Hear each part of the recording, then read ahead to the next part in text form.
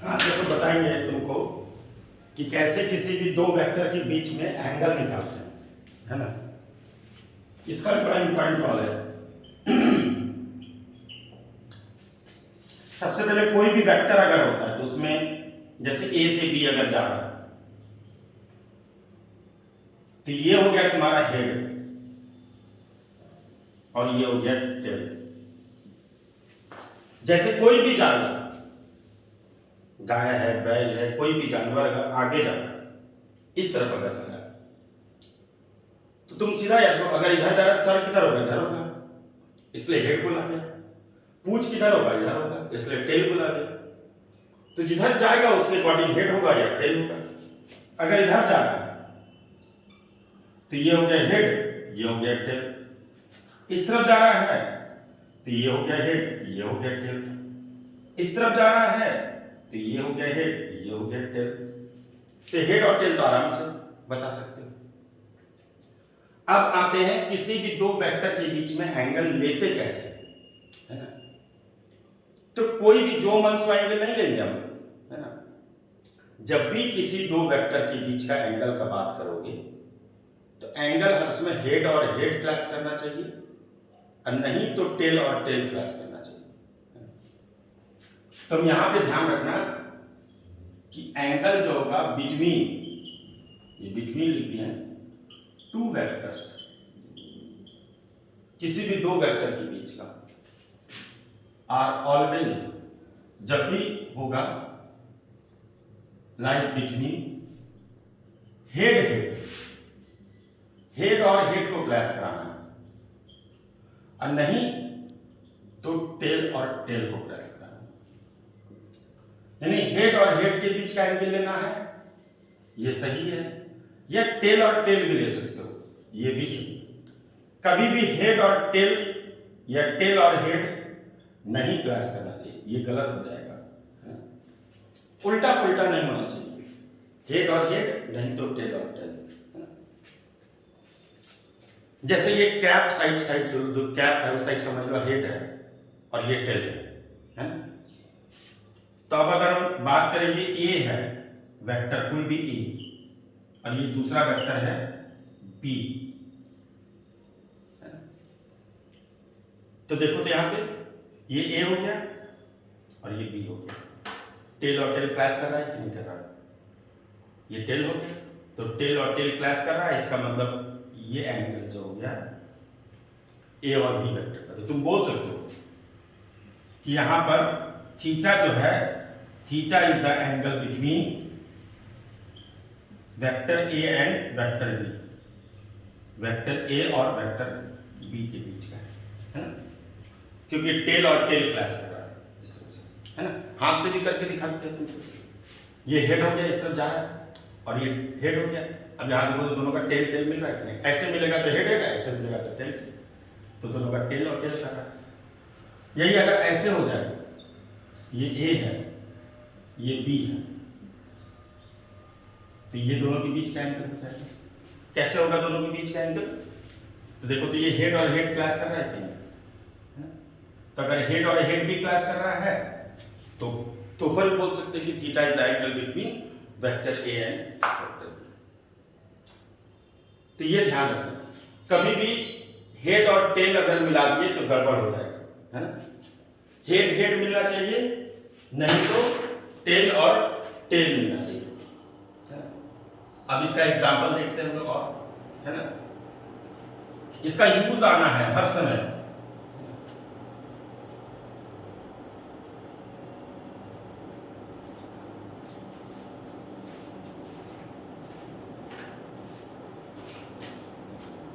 जैसे for example अगर ये है ए और ये है बी, ये दो वेक्टर देते हैं, कर बताओ तो क्या होगा दोनों के बीच का एंगल, ए और बी के बीच का। तो यहां पे हेड और टेल क्लैश कर गया, देख लो ये बी ऐसे है और ये ऐसे है, तो इस बार तो कुछ ना कुछ और सोचना होगा, हेड और टेल के बीच का एंगल हो नहीं सकता है। तो यहां पे कैसे किसी वेक्टर को शिफ्ट करते हैं वो देखना है, यानी पहले तुमको समझना होगा शिफ्टिंग ऑफ वेक्टर, कैसे किसी वेक्टर को शिफ्ट करते हैं। अच्छा, वेक्टर में होता क्या क्या चीज है? वेक्टर में दो चीज होता है, एक होता है मैग्नीट्यूड। मैग्नीट्यूड मतलब उसका न्यूमेरिकल वैल्यू या लेंथ, जो डायग्राम बनाओगे उसमें लेंथ बोल सकते हो, या उसके आगे भी दिखाता है। और दूसरा होता है डायरेक्शन।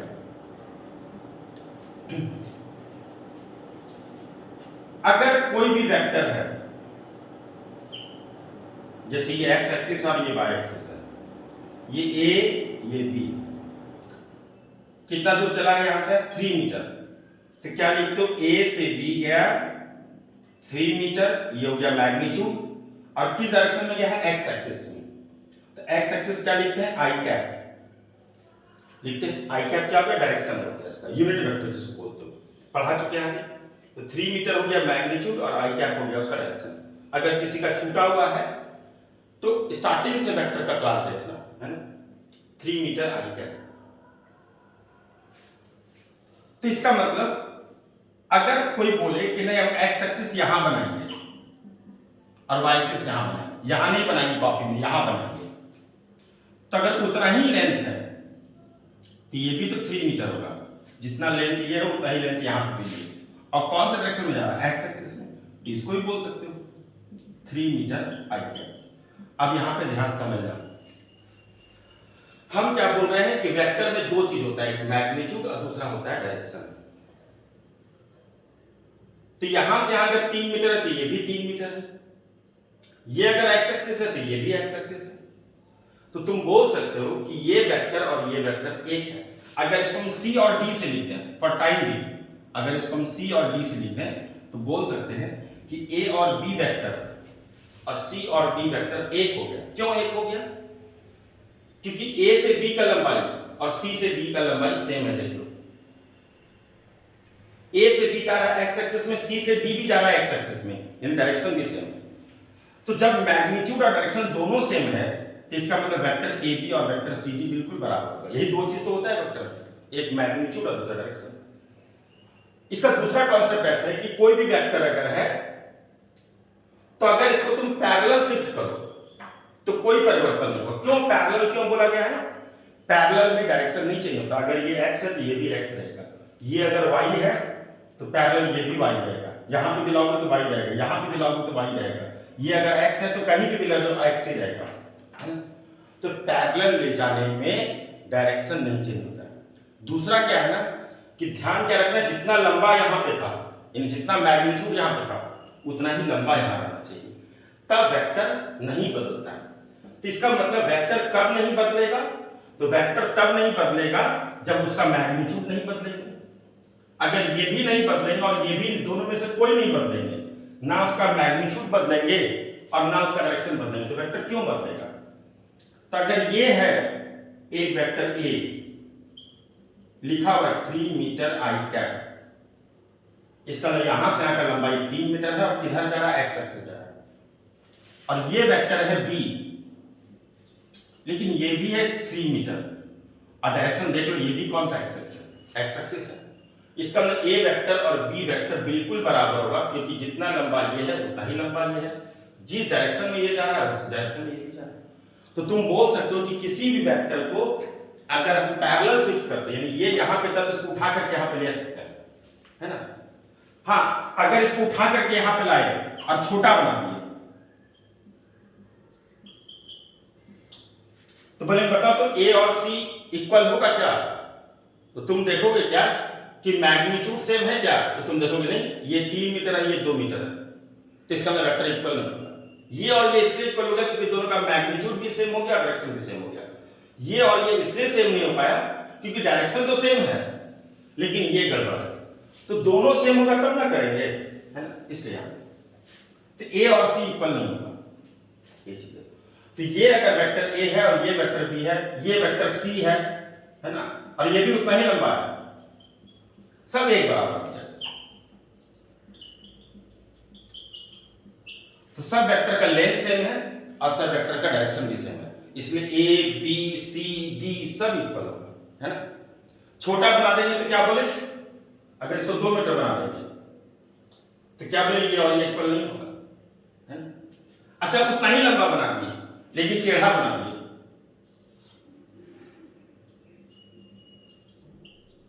कुछ भी डायरेक्शन नहीं मिलता है। तो तुम बोलोगे बताओ तो ये और ये इक्वल है इस बार क्या? तो तुम बोलोगे नहीं ये और ये इक्वल नहीं है। क्यों नहीं इक्वल है? क्योंकि इसका डायरेक्शन और इसका डायरेक्शन क्या है? अलग अलग है ना। इसलिए इसको हमने एन कैप से लिख दिया।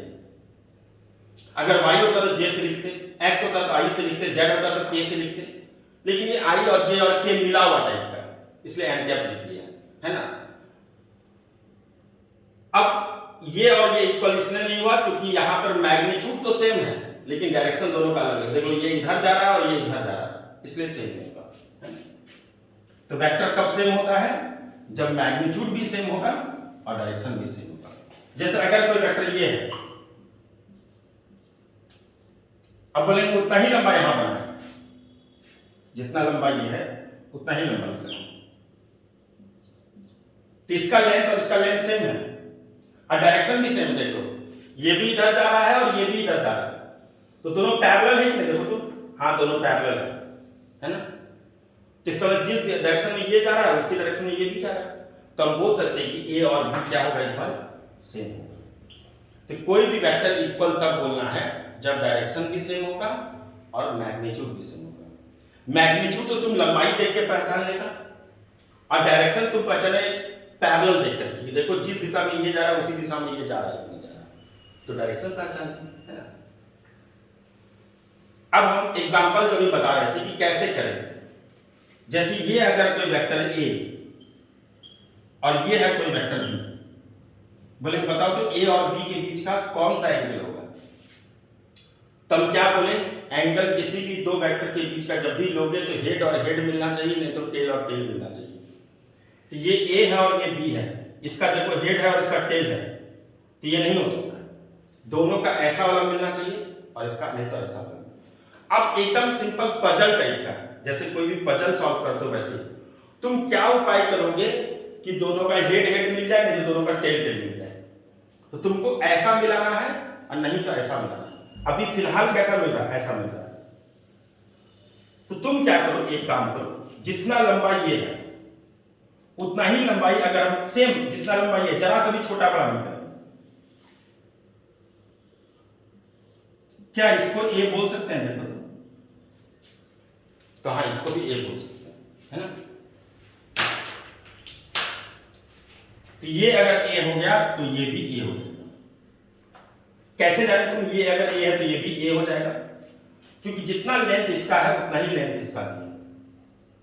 जिस डायरेक्शन में ये जा रहा था उसी डायरेक्शन में ये भी जा रहा है, तो ये भी ए है तो ये भी ए है, क्योंकि ना इसका लेंथ बदला है ना इसका डायरेक्शन बदला है।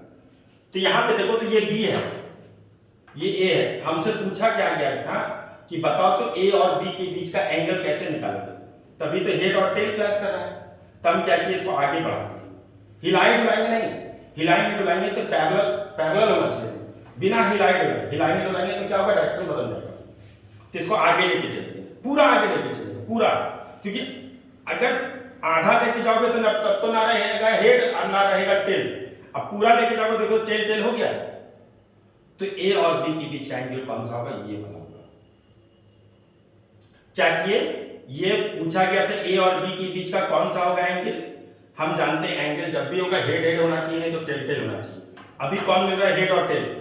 तो हेड और टेल के बीच का एंगल या तो ऐसे मिलाओ नहीं तो ऐसे मिलाओ। तो सिंपल पजल सॉल्व कर रहे हैं। बी को अपने जगह से नहीं हिलाएंगे, ए को हिलाएंगे। देखो तो ए को आगे लेके चले गए तो टेल टेल मिल गया, तो ये हो जाएगा दोनों के बीच का। अब एक उपाय और है, बी को कुछ नहीं करना। अगर तुम इसको उठा करके ऊपर ले जाते हो, उठा करके ले जाओ इसको ऊपर, तो अगर ये ए है तो देखो तो ये भी ए होगा कि नहीं होगा? देखो तो जितना लंबाई है उतना ही लंबाई है, जिस डायरेक्शन में जा रहा है उसने। हमको ऐसा मिलाना है नहीं तो ऐसा मिलाना है। तो ये बी था, इसको उठा के लेके चले गए ऊपर, तो हेड हेड मिल गया। अच्छा उठा करके ऐसे नहीं लेके जाना है, ये नहीं उठा करके ऐसे लेके चले जाएंगे, तब तो हेड और टेल हो जाएगा। ऐसा वाला लेके जाना है, हेड हेड। तो ए और बी के बीच का ये भी एंगल बोल सकते हो। अब तुम खुद देखो, ये और ये एंगल ऐसे ही बराबर ऑल्टरनेट एंगल है ना। अब दूसरा उपाय करते हैं। इस बार हम लोग क्या करेंगे, ए को कुछ नहीं करेंगे, है ना, बी को शिफ्ट करेंगे। क्या ऐसा कर सकते हैं? बी अगर है, इसको अगर नीचे लेके चले जाए, क्योंकि ए को नहीं हिलाना है, बी को हिलाना है, अगर बिना हिलाए डुलाए हम नीचे लेके चले जाते, देखो तो हेड हेड मिल गया कि नहीं, तो ये जो बी है इसको नीचे लेके जाओ, एकदम चेंज नहीं करना है, तो ये हो जाएगा दोनों के बीच में। एक उपाय और है, टेल टेल भी मिला सकते हैं, बी को पीछे लेके जाओ बिना हिलाए डुलाए, है ना, इन पैरेलल, बिना हिलाए डुलाए का मतलब हो गया पैरेलल, ठीक हो गया, ये भी बोल सकते हैं। अब देखो सब एंगल बराबर होगा, ये और ये वर्टिकली अपोजिट, ये और ये अल्टरनेट, ये और ये करस्पॉन्डिंग, सब बराबर है। हम हाथ से करके दिखाते हैं तुमको। हमसे पूछा गया था ए और बी के बीच का क्या होगा एंगल। हम जानते हैं जब भी किसी दो वेक्टर के बीच एंगल लेंगे या तो हेड हेड मिलाएंगे, नहीं तो टेल और टेल मिलाएंगे। ऐसा वाला कभी नहीं होना चाहिए हेड टेल या टेल हेड। अभी फिलहाल क्या ये बी है और ये ए है, अभी हेड और टेल मिल रहा है, हमको ऐसा मिलाना नहीं तो ऐसा मिलाना है। हम एक बार करते हैं, बी को स्थिर रखते हैं, बी को कुछ नहीं करेंगे, ए को मूव कराएंगे, अब फिर सेकेंड टाइम क्या करेंगे, ए को स्थिर रखेंगे, बी को मूव करेंगे, यही करना है। चार तरीका होगा, चार तरीके से मिल सकता है। देखो तो बी को स्थिर रखें, ए को लेके चले गए, टेल टेल मिल गया, ये हो सकता है। अब हमको ऐसा ऐसा मिलाना, ऐसा होगा, जब तक कि ऊपर नहीं उठेगा तब तक कैसे मिलेगा, तो इसको उठा के ऊपर लेके चले गए, तो ये बी यहीं रख दिए, ए को उठा के लेके चले गए ऊपर, हेड हेड मिल गया, तो ए का दोनों हो गया, हेड हेड मिल गया और टेल टेल मिल गया। अब ए को स्थिर रखते हैं, अब बी को मूव कराते हैं। अब इस ए को नहीं हिलाएंगे, ये ऐसे, हमको ऐसे मिलाना और ऐसे मिलाना, तो बताओ तो इसको तो नहीं हिलाना है, इसको अगर नीचे लाओगे तो ऐसे मिलेगा, हेड हेड मिल गया। अब एक बार इसको क्या करो, इसको पीछे ले आओ तो टेल टेल मिल जाएगा। इस तरह से करना है, यानी तुमको मूव कराना है, एक को स्थिर रखना है, दूसरे को मूव कराना है। चार तरीका होगा, बी को मूव रेस्ट में रखें, ए को मूव कराए, दो तरीका होगा, एक बार हेड हेड का, एक बार टेल टेल का। फिर एक बार बी को रेस्ट में रखें, ए को मूव कराए, फिर एक बार ए को रेस्ट में रखेंगे, बी को मूव कराए। तो दो तरीका होगा ए का, दो तरीका होगा बी का। अब दूसरा एग्जांपल फिर से करते हैं, एक दो एग्जांपल करेंगे तो क्लियर हो जाएगा, है ना।